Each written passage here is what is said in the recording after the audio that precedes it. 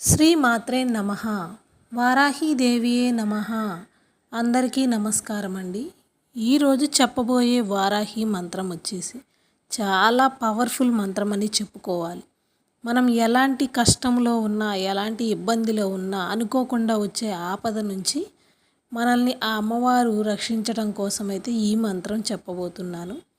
ఈ మంత్రాన్ని మనం కనుక ప్రతిరోజు రాత్రి నిద్రించే ముందు 108 సార్లు చెప్పుకున్నట్లయితే మనకి చాలా మేలు జరుగుతుందండి.